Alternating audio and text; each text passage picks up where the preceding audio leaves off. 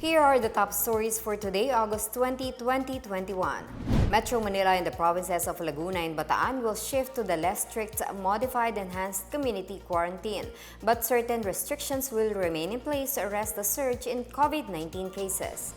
Jobs pouring in. Over 500,000 Astrazeneca vaccine doses procured by the private sector arrive in the country. Some 3 million Sinovac doses also arrived and will be distributed to the provinces. No deadline extension. Yes to longer sign-up hours. Voter registration will be prolonged and will also be open on Saturdays and holidays starting August 23. And as tension continues to grip Afghanistan, we listen to the story of our kababayan who was allowed by the Taliban to evacuate fellow Filipinos.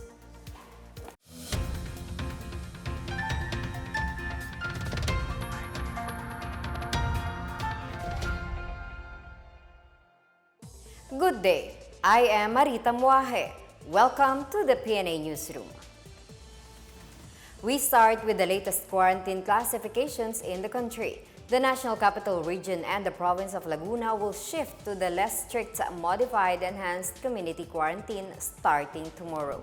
Presidential spokesperson Harry Roque said the MECQ in NCR and Laguna will be until August 31. The province of Bataan will also be placed under MECQ starting August 23 until the end of the month. However, certain restrictions will continue to be in effect.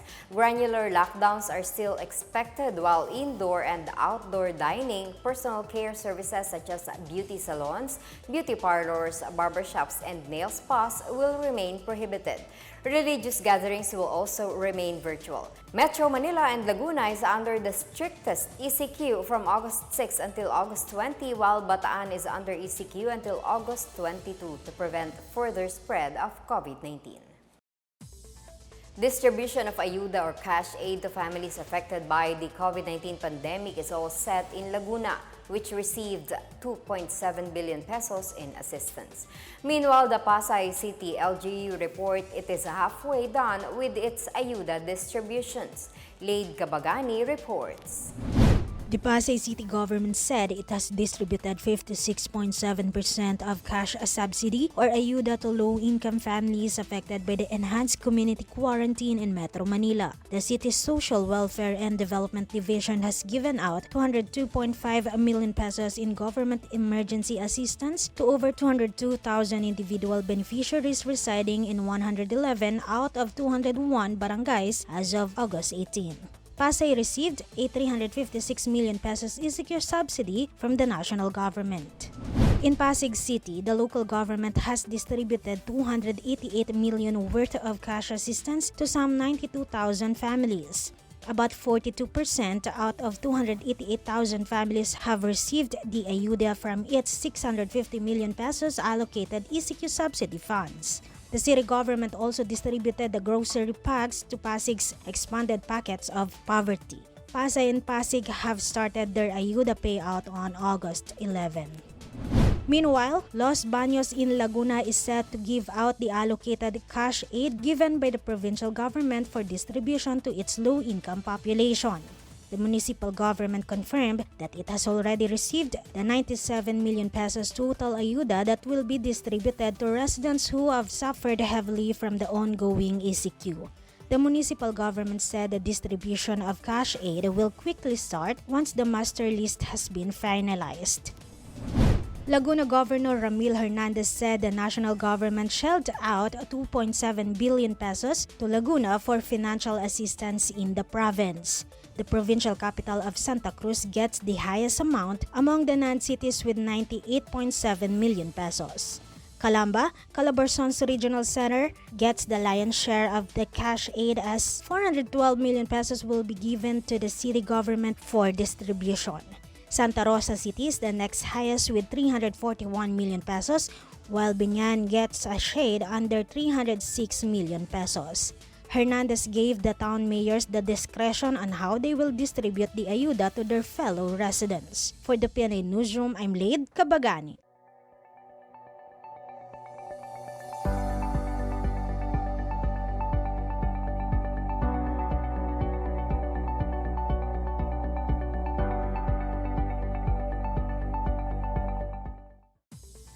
About 580,000 doses of Astrazeneca vaccines arrived via China Airlines at the Ninoy Aquino International Airport on Friday morning.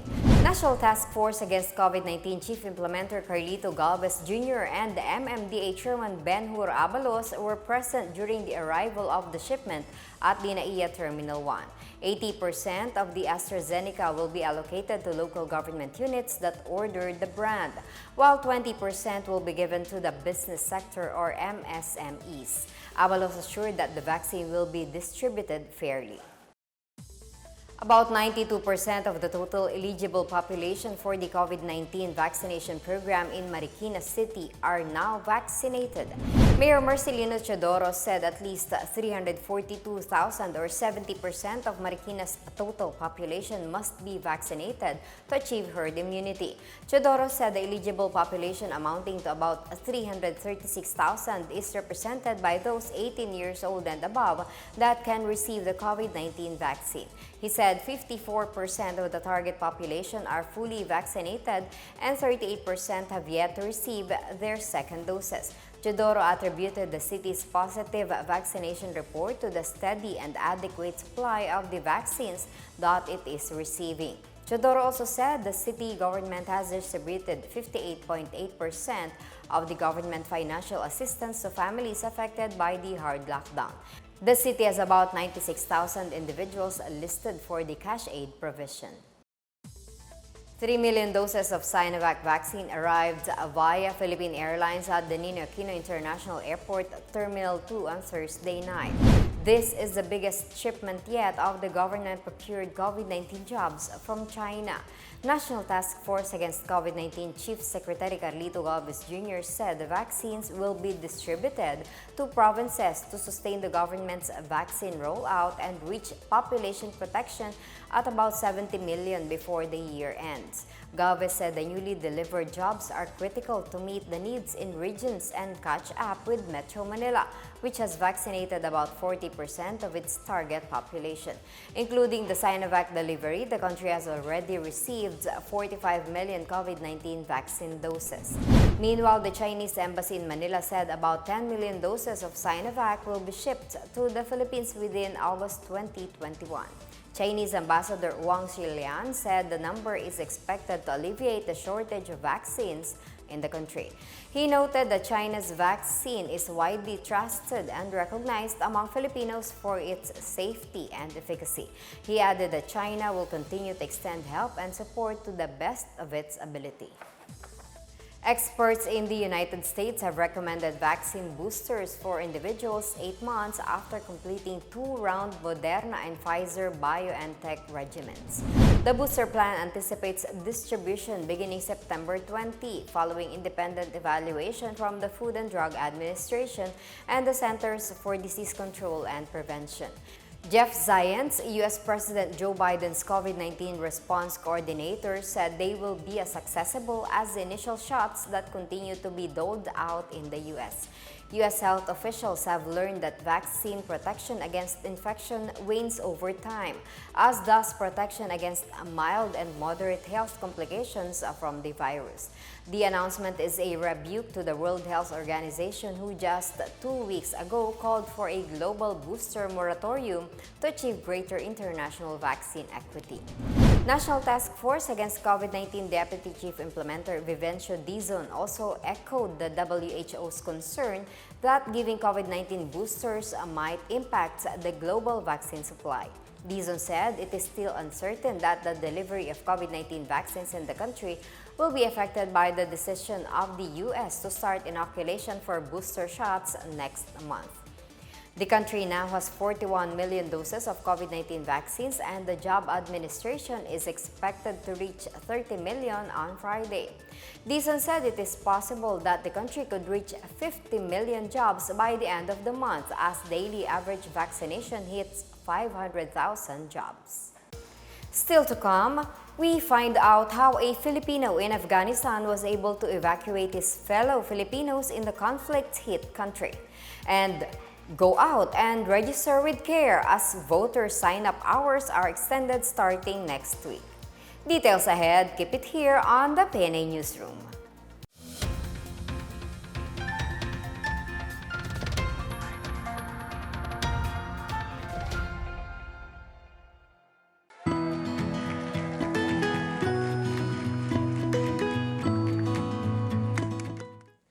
The COVID-19 pandemic has greatly changed our lives for the worse. Lives and jobs were lost and economies reached a meltdown. Thanks to the arrival of safe and effective vaccines, we are one step closer to normalcy. It's time to do our part, get vaccinated for our safety and for our recovery. If you are there in that community, go there and have yourself vaccinated by any of the vaccines available. They are all potent, they are all effective.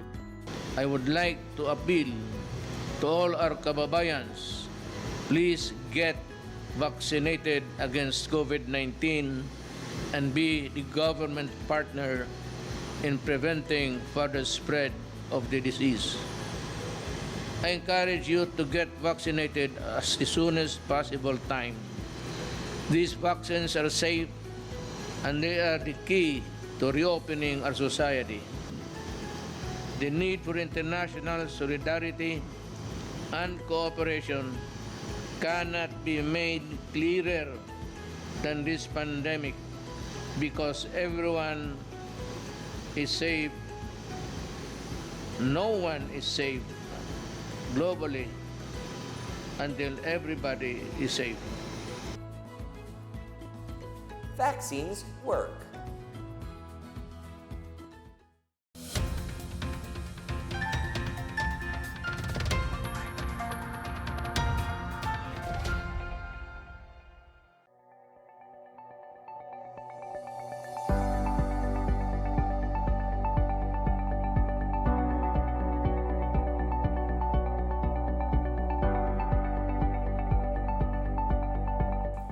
More people in parts of Luzon have been vaccinated against COVID-19 as local government units formulate ways to reach more of their constituents and vaccinate priority sectors. More on this from Janice Cave. Over 192,000 residents in Angeles City, Pampanga have been vaccinated as the city government ramps up its inoculation efforts against COVID-19. Of the total figures, some 123,000 residents have received their first dose, while 69,000 others are fully vaccinated. The city government has launched Sundo Bakuna, where people who will get vaccinated are brought to vaccination centers. Also launched was Ronda Bakuna, where a mobile bus clinic is deployed to vaccinate residents and small barangays. In La Union, nearly 1,300 eligible tourism frontliners have received their first dose of COVID-19 vaccine as of Wednesday. La Union Provincial Information Officer Adam Mordagang said the Provincial Tourism Office has hastened the vaccination rollout for the tourism frontliners. Some of the tourism frontliners were also inoculated through their local government units. La Union's tourism-related establishments are open to tourists from MECQ areas provided that they present a negative RT-PCR test result. Meanwhile, health authorities in Socsargen are expecting the delivery of more temperature-sensitive COVID-19 vaccines in the coming days as the local government units continue to expand their cold chain facilities. The cities of Kidapawan and Cotabato and the municipality of Polomolok, South Cotabato have already acquired sub-zero or ultra-low temperature freezers that could store vaccines like Moderna and Pfizer BioNTech. Kidapawan City received this month some 4,600 doses of Pfizer vaccine, the first for Region 12. Polomolok received some 6,600 doses of Moderna vaccine last week and is waiting for its Pfizer allocation along with Cotabato City from the National Vaccine Operations Center. For the PNA Newsroom, I'm Janice Cave. An overseas Filipino worker was able to leave crisis-hit Afghanistan together with his fellow Filipinos after getting permission from the Taliban. Elmer Presa posted on Facebook a photo of him and some gun-wielding men presumed to be Taliban fighters. He thanked the armed men for allowing them to enter Hamid Karzai International Airport in the capital of Kabul. Presa and 3 other Filipinos were able to hitch a ride on a United States military plane to Doha, Qatar. In a radio interview, he shared that Taliban fighters are manning the checkpoints around the airport. He noted that he had no problems communicating with the Taliban fighters as they allowed him to pick up his group mates. Presa said some of his fellow Pinoys were still stranded at the Swedish and US embassies in Kabul. On Wednesday, the Department of Foreign Affairs failed to send 2 chartered flights to Kabul after the cancellation of all commercial flights in the capital.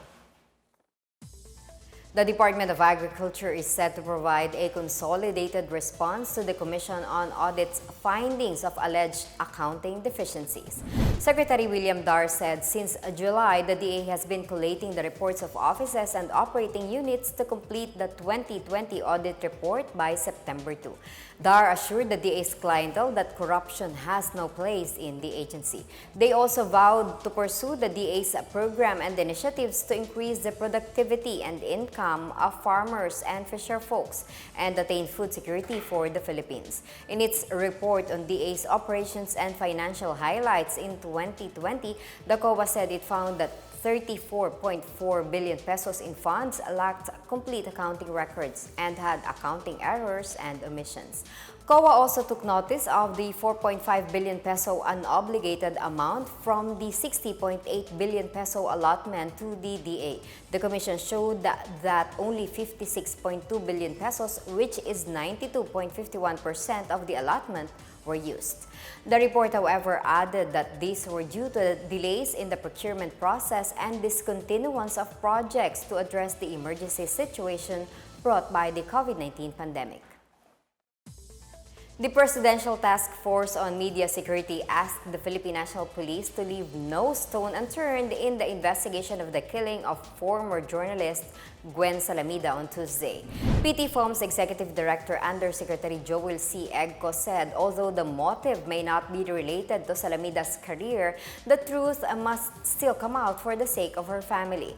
Police said Salamida and her partner Oliver Perona were shot by two motorcycle-riding gunmen while inside their salon in Caingin Road, Barangay Apolonio, Samson, Quezon City. Salamida died on the spot while Perona was left in critical condition. Salamida was a former editor and operations manager of Remate and was advertising manager of another daily, Saksi Ngayon. As the election season draws near, Egco reminded current and even former journalists to never let their guards down as they could be targeted by the enemies of press freedom. The Commission on Election has extended voter registration hours in all offices of election officer nationwide starting next week. In an advisory on Thursday, the poll body said adjusted voter registration hours will be from 8 a.m. to 7 p.m. Mondays to Fridays starting August 23. Meanwhile, the new voter registration hours on Saturdays and holidays will be from 8 a.m. to 5 p.m. Commissioner Rowena Guanzon said the poll body earlier decided not to extend the voter registration period since it would affect their preparations for the May 2022 national and local elections. The nationwide voter registration is set to end on September 30.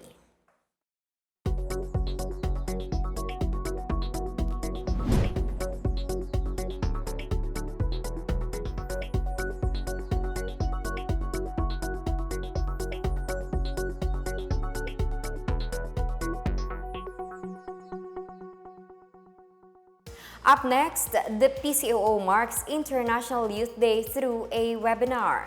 And President Rodrigo Duterte wishes the country's athletes good luck as they join the Tokyo Paralympic Games. We're back after a quick break. Stay with the PNA Newsroom.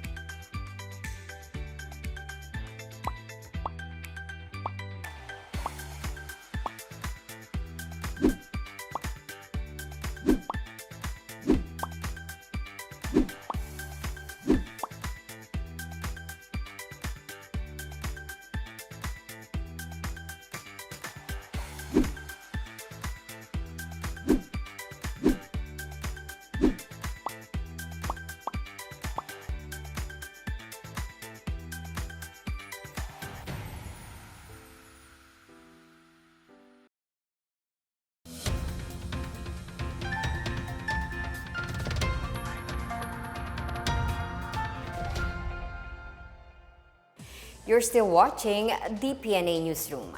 The PCOO Freedom of Information Project Management Office has organized various virtual events in line with the celebration of International Youth Day last August 11.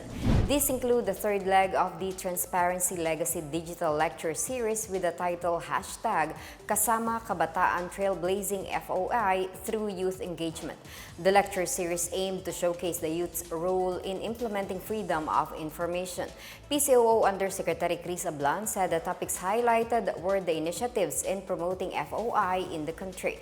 Other topics discussed included FOI awareness, youth involvement in FOI legislation, and youth role in fighting misinformation and disinformation.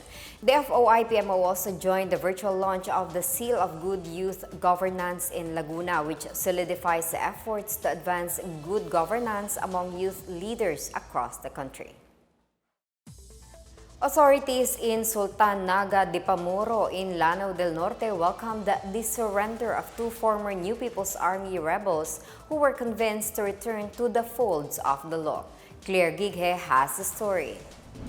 Local government officials in the municipality of Sultan Naga de Maporo, province of Lanao del Norte, and the security sector through the Municipal Task Force to End Local Communist Armed Conflict or MTF-LCAC welcomed two former members of the Communist Party of the Philippines, New People's Army or CPP-NPA, who formally surfaced and surrendered to finally return to the fold of law. Their firearms and ammunitions were also handed over, including an M653 assault rifle, a USM-1 Garand rifle, two each of 5.56 long and short magazines, and 800 rounds of 5.56 ammunitions. Commander Colonel Ray Alemania of the 2nd Mechanized Infantry Magbalantay Brigade said that the surrenderers were not operating within the municipality of Sultan Naga de Maporo, but they opted to yield in the locality. Siguro nakita nila na ang programa sa atong probinsya para sa ilaha na ang ilang pagsalig, na ang ilang panginahanglan, matabangan sila,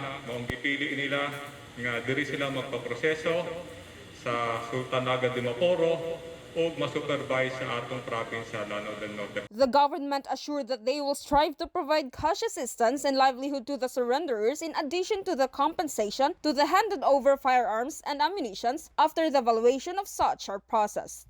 Kinasing-kasing na ko ng gisurrender ang akong kinabuhi pati ang armas ug kinasing-kasing pagbalik sa Bataan sa atong gobyerno. So, dako akong pasalamat. For PNA Newsroom, Claire Gighe of the Philippine Information Agency Ligan City Information Center. The Peace and Order Council of La Trinidad Benguet has expressed support to the sustainability of the LCAC or Ending Local Communist Armed Conflict Program. Vice Mayor Roderick Awingan said the town supports the whole-of-nation approach towards peace and order which the national government is advocating under Executive Order Number 70. Awingan said the country's strawberry capital and the Rose Garden of the North is a peaceful town without issues of insurgency, but they are one with other areas of the country where there are peace and order problems. The Council, through Administrative Order Number 51-2019, created the Municipal Task Force LCAC in support of President Rodrigo Duterte's whole-of-nation approach. Also approved was Resolution 1-2021, which recognizes noteworthy accomplishments that contribute to the effective maintenance of peace and order. In sports, President Rodrigo Duterte wished the Philippines' 6 Paralympians good luck ahead of the Tokyo Paralympics slated from August 24 to September 5. In a virtual send-off event, Duterte said their participation showed the world that anything is possible through hard work, determination, and solidarity. For his part, Philippine Sports Commission Chair Butch Ramirez reminded the athletes that they were already the best of the best, regardless of whether they snag the medals. Ramirez also urged the Paralympians to enjoy the moment while competing against other nations. He also said winning a gold medal is not impossible and that believing that they could win is already half the battle won. The Philippine Paralympic team is composed of Ernie Gawilan and Gary Behino for para-swimming, Alain Ganapin for para-taekwondo, Jeanette Aceveda and Gerald Mangliwan for para-athletics, and Ashel Guion for para powerlifting. The Provincial Board of Antique plans to declare a 98-year-old Andres Bonifacio Bust monument in the town proper of Sibalom as a historical landmark and cultural heritage. The board on Thursday approved on second reading the proposed ordinance sponsored by board member Errol Santillan, chair of the Committee on History and Cultural Heritage. The bust was awarded to the municipality for winning the provincial cleanup contest in 1923. Its current location was the first route followed by the Katipuneros when they assaulted the Spanish convent during the Revolution. Santillan added that this bust could be also the oldest bust monument in the country. The ordinance also sought the creation of the Bonifacio Bust Monument Centennial Committee to prepare for the monument's 100-year-old anniversary in 2023.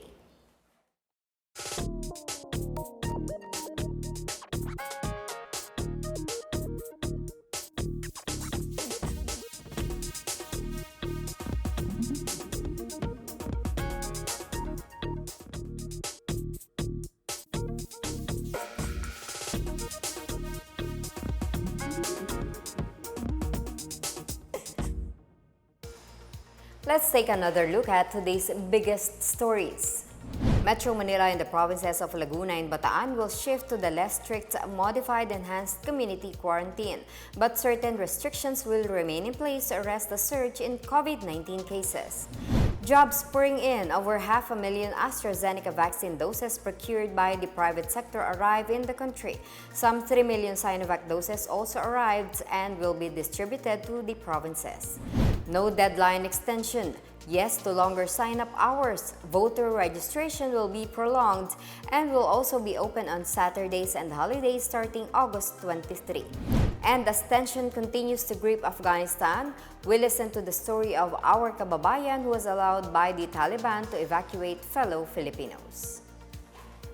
As Filipinos, we all have a vital role to play in preventing the spread of COVID-19. So remember, wear face masks and face shields. Wash your hands often. Practice safe physical distancing. Go out only for essential reasons. And get vaccinated as soon as possible to protect ourselves, our families, and the community. Together, we can beat COVID-19.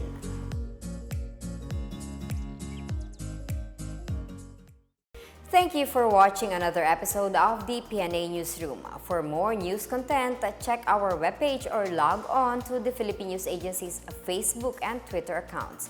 For more stories about the government and how it serves Filipinos, look for these hashtags in all of our social media platforms and websites. We are shown on the pages of the PCOO and its attached agencies. Also watch us on television on PTV4 and IBC 13.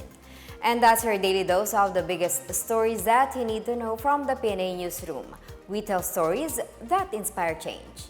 I am Marita Muaje. Have a good day.